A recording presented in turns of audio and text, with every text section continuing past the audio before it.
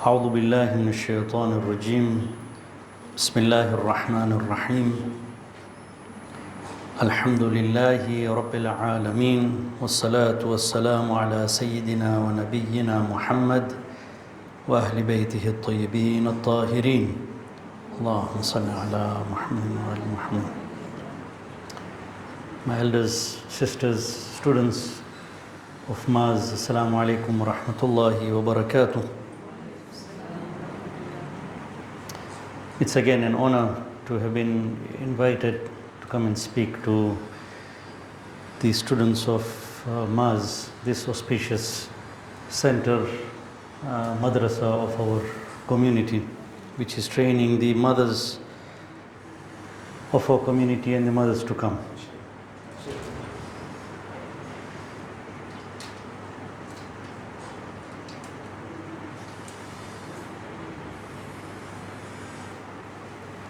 أعوذ بالله من الشيطان الرجيم بسم الله الرحمن الرحيم الحمد لله رب العالمين والصلاة والسلام على سيدنا ونبينا محمد وأهل بيته الطيبين الطاهرين اللهم صل على محمد. So again, my sisters, elders, Assalamu alaikum wa rahmatullahi wa barakatuh. It's an honor to be here in Maz again. Whenever I come here, I feel like a salmon fish swimming upstream, going up the river. It's Hausa students always more learned than definitely I am. So it's just something to share with you all. I've not come to teach anything here. It's just to share ideas, inshallah. I want to start off with a story. As you know, the topic for today is the naughty member of the family. All of you must be wondering as to what I'm going to talk about. I met somebody in the mosque yesterday and he's asking me, so which member of your family are you going to talk about? Alhamdulillah, I have many. So I said I'm going to take a little bit from everybody and just present it. 20 minutes is going to be more than enough to talk about it. But anyway, I want to start off with a small story that most of you must have heard. Not necessarily it's a true story. It could have been, maybe. So there's a man who has taken a big debt, karjo, from somebody, and the agreement was to pay off in a certain time. When the date arrived to pay it back, obviously he wasn't paying it back. He didn't have the means, or he had the means, but he was trying to look for reasons not to pay back. So again, he started off with phone calls, and he kept on keeping the creditor away. And then office visits started, and then home visits. So the creditor would visit the house to ask for the person so that he could get his debt back.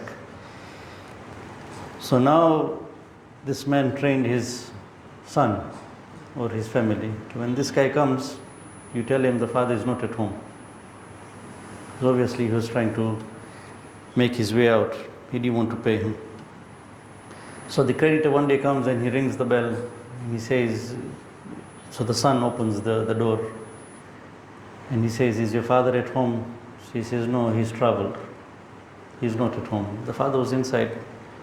He said, he's traveled. So the creditor asked him, so when is your father coming back? He said, just give me a minute, I'll go and ask him. So children are very innocent. And they tend to, through their innocence, they don't have the barriers. And they usually give out secrets of the house. And now we have so many conditions with which we can diagnose. So you take them to a psychologist or to a Montessori, and there are so many diagnoses: ADD, ADHD. There are anger issues, there's anxiety, there's OCD, obsessive compulsive disorder, there's Tourette syndrome, conduct disorder, oppositional defiant disorder, post-traumatic stress disorder. So many disorders. There's gadget addiction, swearing, they tend to swear, some kids biting in school. And most of the time they would not tell you directly, but sometimes it's in the mind of the teacher, these people are not being trained well at home. Now we are a very socially and culturally close-knit society, and we tend to meet quite often. We have 14 Kushalis and Wafat, so there's 28, plus Thursday, Friday Mehfil, plus we have Eid, and this Eid and that Eid. So we tend to meet quite often. And we have to take our kids to these functions. We take them to the mosque. We have family gatherings. We take these kids along. But what happens now is, when we realize, this child is misbehaving, what is our attitude with the child? We take them, but what we do is we tend to hide them. So just keeping them at home is not the solution. We have to take them at some point in time. But when you take them, you're always on the edge, and you're trying to hide them behind you so that they don't expose maybe the secrets of their house or their upbringing or things like that. And sometimes these habits last till adulthood. So the children grow up and these habits stay. So you have some adult family members who can't keep secrets, for example. And when you see them coming, so if you're having a family discussion, for example, and you see this adult coming in, and everybody's like, shh, bas khabar, pachi baat karsu. Because this family member cannot keep secrets. When he goes out of the family, he'll start revealing what is happening inside the house. So this is one scenario. But you flip the coin. If you have a child who is very dio and talented, and he has some talent, he is a Hafiz the Quran, or he recites well, or he speaks well, he's very talented, then what do you do? What do you do with that child? When you go out, you keep him in the front. Keto ene suche, hath chumis, uncle ne salam kar, and average surah, pariyap to surah. So if it's a naughty child, we put them behind. If it's a good child, we expose them to the public, because we want people to see what is happening. We want them to see our upbringing, as to how good our upbringing is. So I thought of using this just as an example, because we can all relate to it. We are all parents, we have kids at home, and this is a scenario that we've all gone through, either to keep our children in front or to keep our children behind us, depending on their behavior. So I want you to keep this example in mind of this naughty member of the family. So there's a hadith of our Holy Prophet, Hazrat Muhammad Mustafa sallallahu alayhi wa sallam. Allahumma salli ala Muhammad.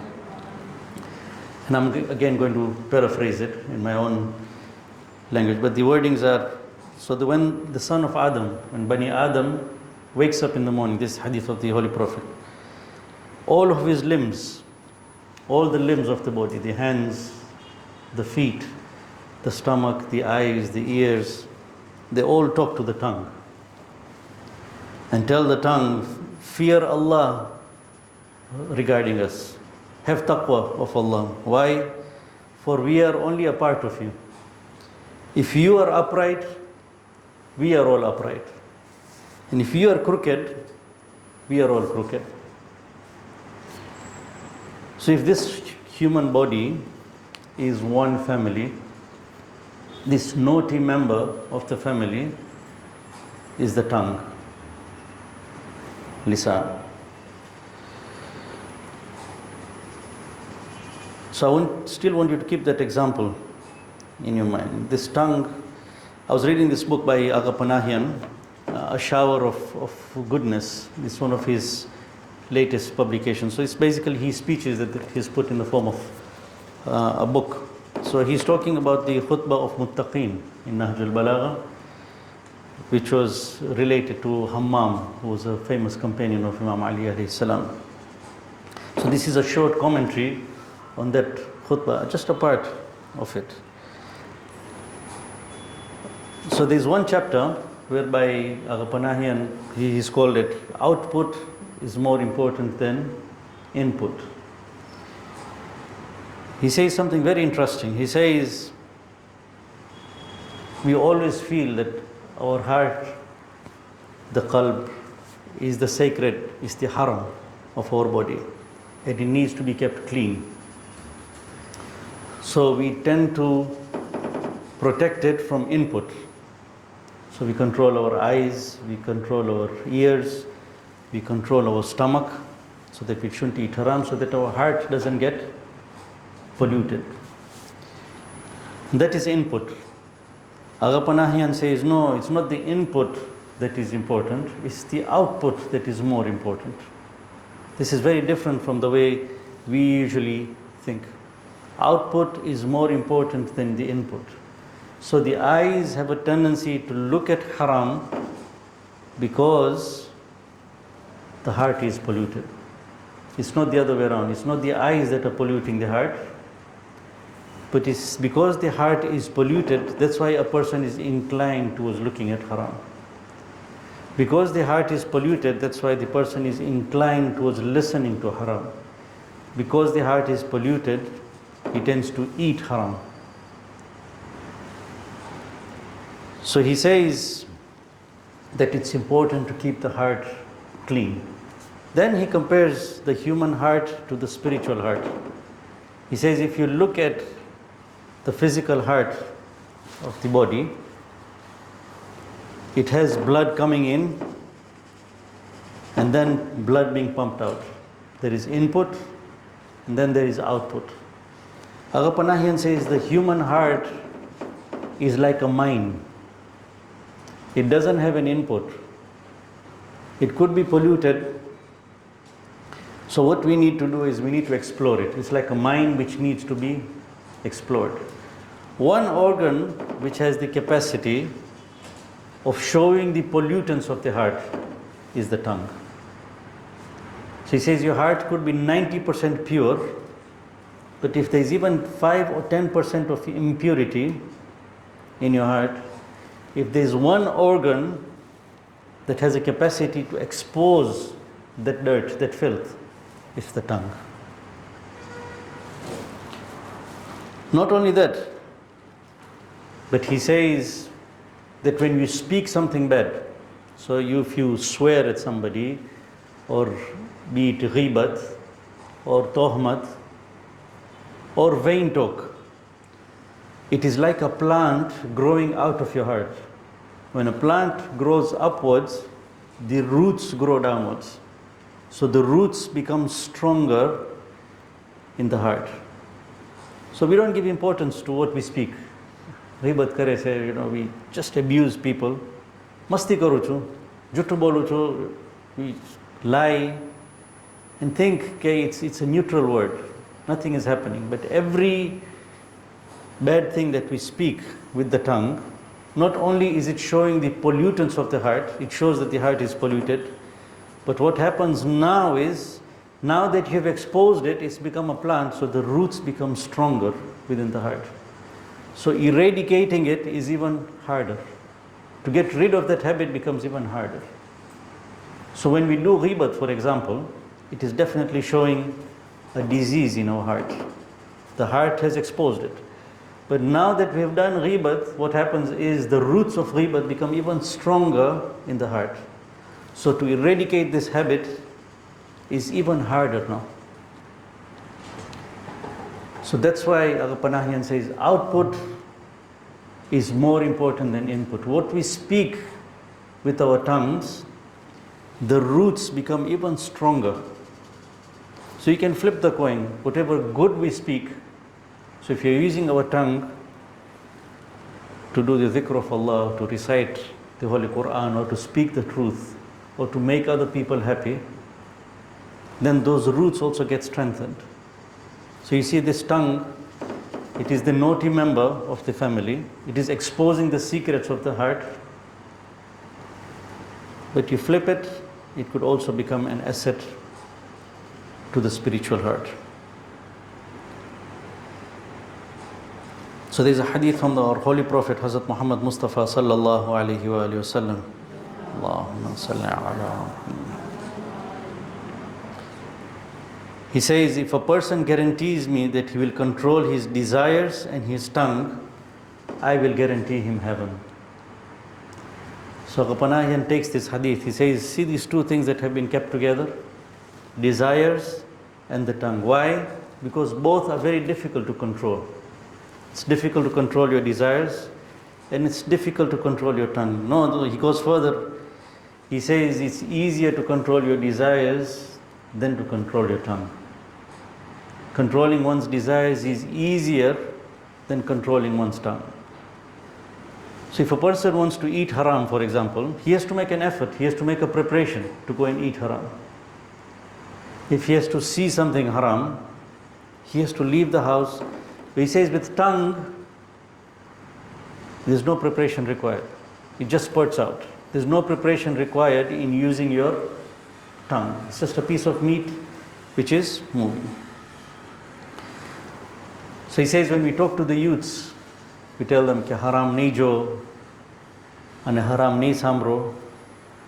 He says it should all start. Don't tell them कि haram nahi jo and haram nahi samro. Don't listen to haram. Don't look at haram. But tell them कि just take care of your tongue. You take control of your tongue. If you control your speech, automatically what happens is the journey goes inwards now. You are exploring the mind inside, the heart. You purify the heart. If the heart is purified, that heart will not look at haram. He quotes a hadith from the 6th Holy Imam. He says that the heart is like a big mountain. Moving it is very difficult. It cannot be moved by just an eyesight or hearing something. It cannot be just influenced by a wrong eyesight or a haram eyesight and haram hearing. He says it's a very strong structure. It cannot just be moved. So it takes time for the heart to get polluted. If a person purifies the heart, automatically the eyes, the ears, the stomach will automatically take control of themselves. So I was listening to Sheikh Shumali in the morning today. He also talks about speech. And he says, if you notice, we have 2 ears, we have 2 eyes, we have 2 nostrils, but God has given us only 1 tongue. And even the tongue is placed behind 2 doors. You have the teeth and you have the lips. Just to give it that extra power to control itself. So now, having said this, the tongue has the potential of spurting out the pollutants of the heart, and whatever bad that we speak with the tongue, it has the capacity to form roots. It becomes more difficult to eradicate those roots from the heart. So what's the solution now? It's very obvious. Keep silent. Keep quiet. And very right. Silence is golden. You can't go wrong with silence. For as long as you're silent, your words are in your control. The moment you speak, those words are in control of somebody else now. But Al-Panahian says that silence is a passive solution. It's a passive solution. If I take you back to the example, keeping those naughty kids at home is not the solution. If you have naughty kids at home, just keeping them at home, you'll go crazy. What you need to do is, we need to purify the heart. The heart needs to be purified so that it can speak. So the hadith says, speaking is more superior to silence. If you were to weigh speaking and silence, this is speaking is superior, but speaking righteousness, speaking the right words. And the Imams tell us that all the prophets were sent to speak. Prophets did not come and stay silent. They all spoke. All the Imams spoke. but they spoke with eloquence. So he says, even this khutbah of muttaqeen, Imam Ali alayhi salam doesn't say that the sign of a muttaqeen is to keep quiet, a person who keeps quiet. He says, no, he learns to speak properly. So silence is a passive solution, but speaking well is an active solution. So Panahian gives a very nice solution. He says in ethics, in akhlaq, there is a formula that we follow. He says, in order to be able to do things that we can't do, there are many things. When we hear of 1,000 rakats, for example, in the holy month of Ramadan, Hajjar rakat, very difficult for us to do 1,000 rakats. How are the imams doing it? And there's so many hard practices. He says, in order to be able to do the things that we can't do, we must do more of the things that we can easily do.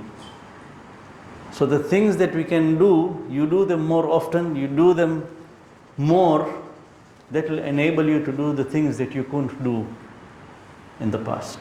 So he says, similarly with the tongue, as the hadith says, it's difficult to control your tongue. It's something that shows the pollutants of your heart. It has a capacity to form roots if not used properly. But he says, no, keeping silent is a passive solution. An active solution would be to use the tongue for the good things.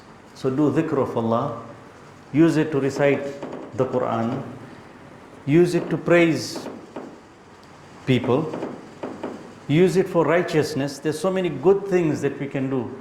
There's so many du'as that we can recite with the tongue, and there are things that we can do. So if you can do these things, it will give you the capacity to control the tongue and eventually cleanse the heart. So you need to go backwards. There's some nice hadith about the tongue. Firstly, there's a hadith from our Holy Prophet, Hazrat Muhammad Mustafa sallallahu alayhi wa sallam. Allahumma salli ala Muhammad. He says, beauty of a person is in his speech. Doesn't say beauty of a person is in silence. We have to speak. Beauty of a person is in his speech. But what we need to do is, if we purify the heart, the speech that comes out will be good. That's the beauty. So beauty more than body and dress. Beauty is not only in the body and in the dress. Yes, it is there. But the best beauty of a person is in his tongue. Then he says, eloquence and beauty of speech is a capital. When we talk of capital in business, so it could be money, it could be a house. Muri, in Gujarat we say muri. You can, if you have the capital, everything else can be taken care of. You want to start a business, you want to be stable in life. If you have capital, you're everything. So he says, eloquence and beauty of speech is a capital. So a person who has perfected this art, he already has a capital. Then there's another hadith which says, tongue and speech is the scale of a human being. So when you speak, it is the scale, it is the mizan, by which people are going to weigh you.